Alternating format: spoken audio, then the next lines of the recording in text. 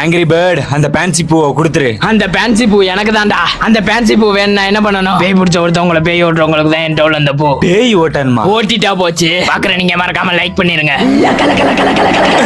ஆகா, இதுதான் பேயா? இது எப்படி இப்ப ஓட்டுறது?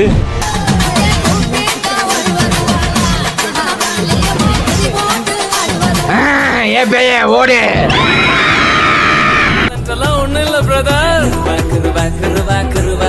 சுத்தமான பேயான நீ இந்த அசுத்தமான குழந்தையிடம் இருந்து நீங்கினால் தேவனால் ஆசீர்விக்கப்படுவாய்.